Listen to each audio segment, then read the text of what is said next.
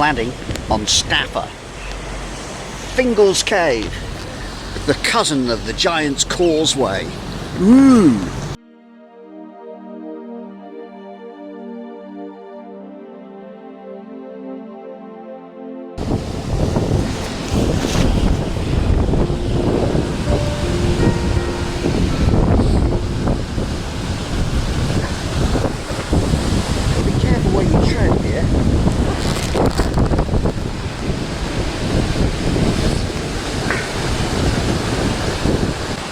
Now, is this an adventure or what?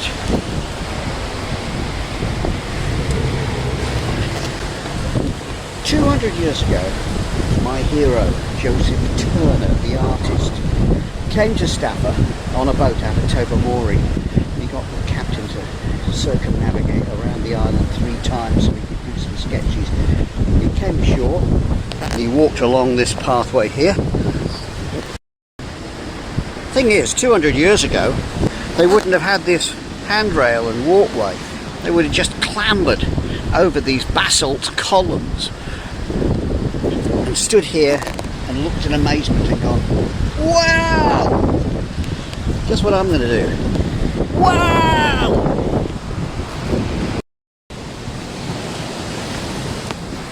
Mendelssohn came here and wrote a special overture, Fingals Cave in Staffa.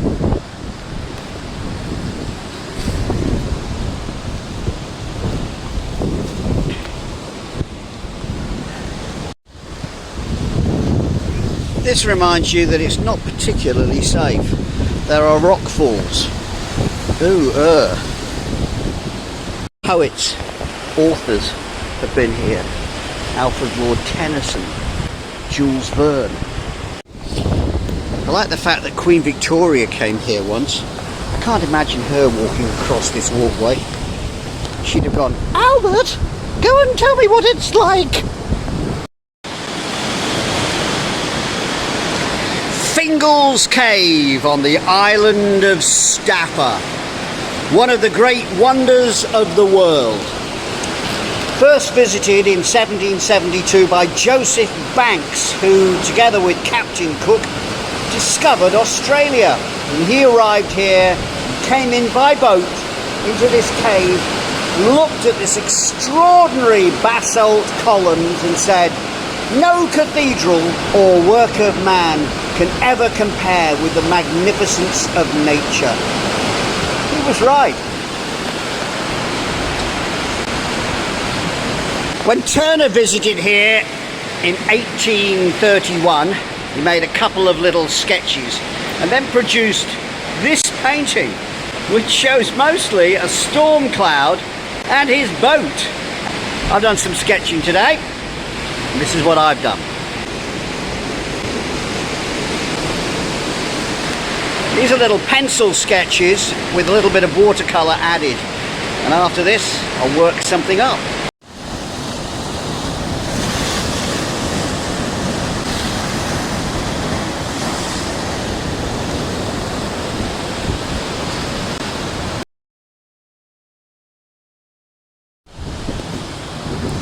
Just across the water over there is Northern Ireland and the Giant's Causeway. And wide awakers, legend has it that the giant Finn McCool built a causeway right across to attack the giant Fingal in Scotland. And of course the sea came in and washed most of it away. But there is the Fingals Cave and the Giant's Causeway still left. Yeah! Which links the two in perpetual friendship.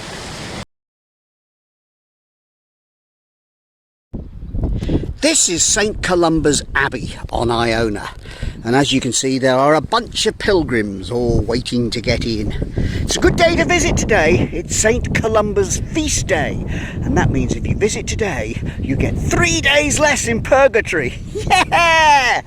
Blah! Now here's a moody Celtic cross. It's a great big one too, dedicated to St. Martin. Because my brother was Martin, I think there's a connection here. There's a lot of different colours in these walls. and there's some fascinating little snippets. Here's St. Columba, made out of coat hangers. Love him. And next to him is his pillow. See this? Poor fella must have had a headache. Sleeping on that. Oh, give me a proper pillow, please. On the wall, they've got growing these ferns. St. Columba's ferns. Well, I like that. And nobody waters them. They just get the moisture from the rain. Inside. Outside is the cloisters. Very impressive, with some nice carvings up here. But what's really impressing me is the size of the drain pipe. Look at that! That's a lot of rain they get here. I love this little treat. I can't believe I've actually found the real live boat that St. Columba arrived in. And there's his paddle, it still works! Now, I'll do a little Martin Lowe moment here. This will be perfect. Martin, you and me, together underneath this font. There he is. God bless you, Martin. You and me, ma bala.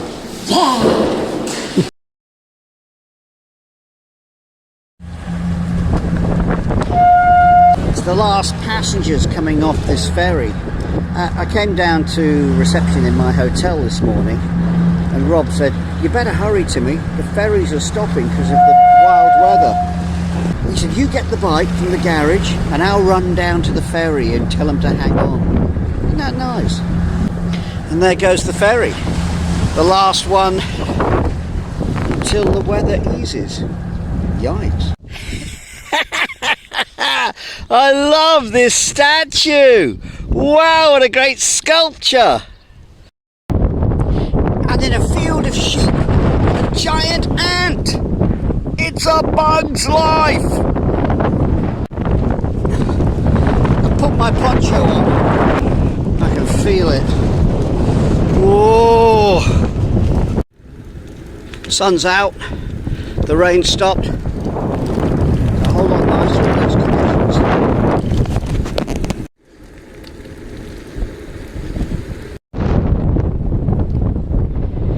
That big white house out on the island there has a weird 20th century political history. The Mitford sisters lived there. One became a communist in America, another one married Mosley, the leader of the British fascists, another one became a lover of Hitler.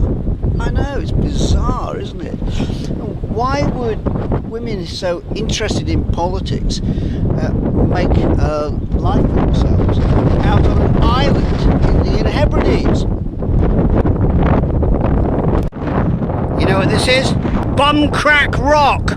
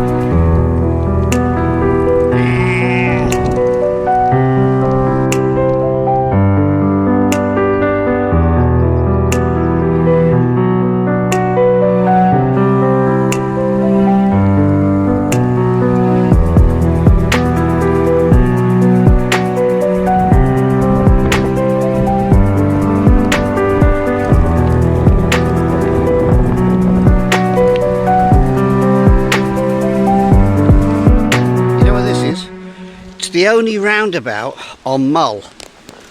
Yeah, the only one. What's the story, Tobermory?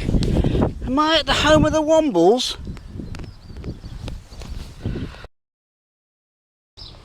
Now this is the actual well that Tobermory is named after. Because Tober is a well and Mory is a Mary. Yeah, there you go, Tobermory. Tobermory's well. And that's it. Yay! Have yourself a little drink here. It's been raining enough. Tell me it's going to fill. Oh, that's no good, is it? That's a well that's been switched off. Bother. Right. Wasn't me. That flag is really blowing in the wind. Tells you it's a breezy old day. I'm at West Ardnamurchan, the most westerly point on the UK mainland. Yes, this is where all the winds come from across the Atlantic, right into my face.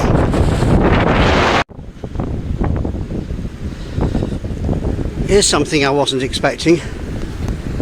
The wind is at my back. You know that prayer, may the road rise to meet you? May the wind always be at your back.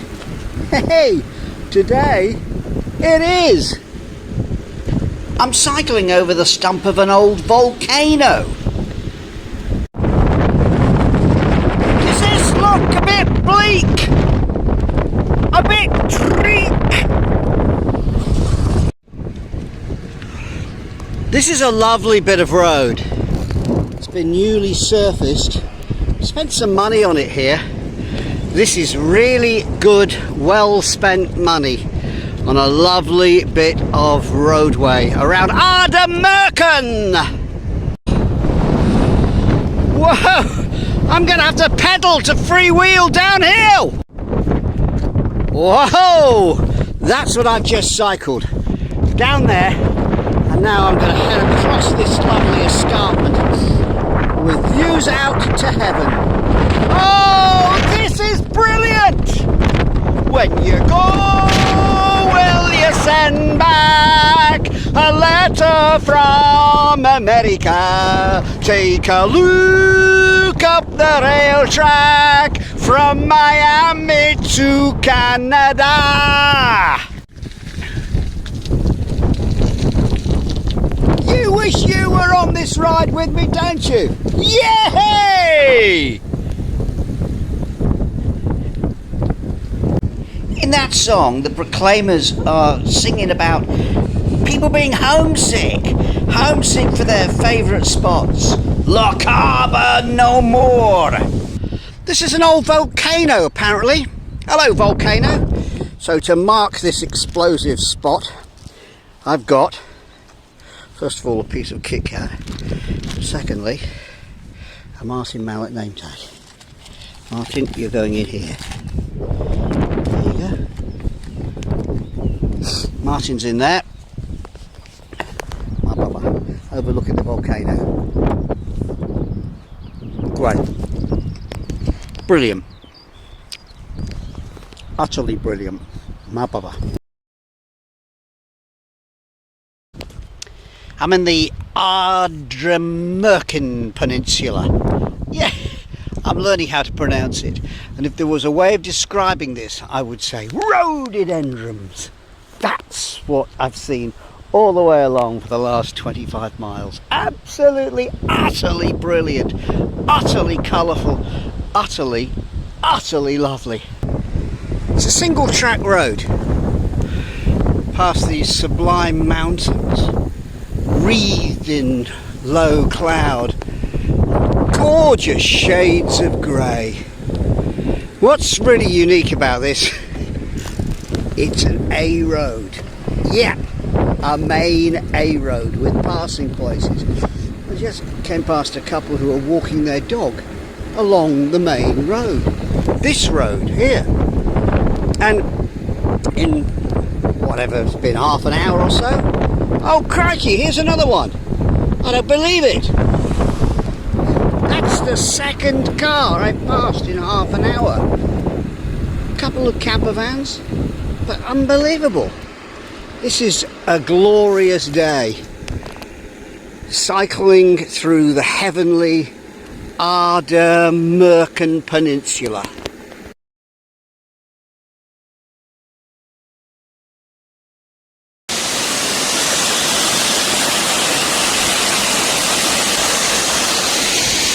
Good, isn't it?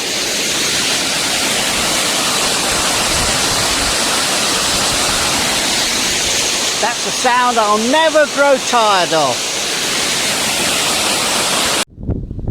This is the Scottish national flower, the thistle. Ow!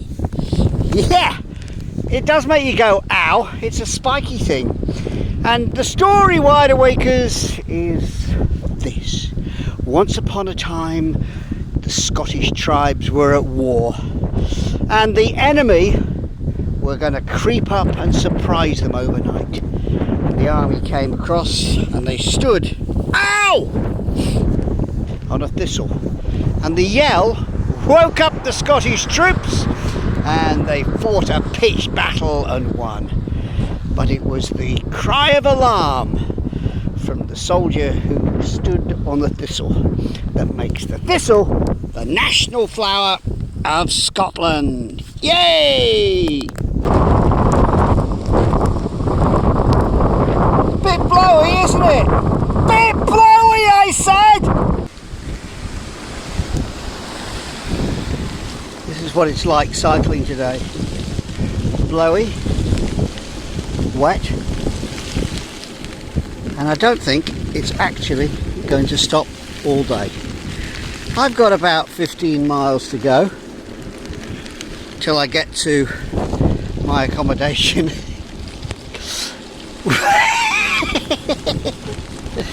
Hey, I'm laughing. I'm still happy. It's alright. It's just a wet day, that's all.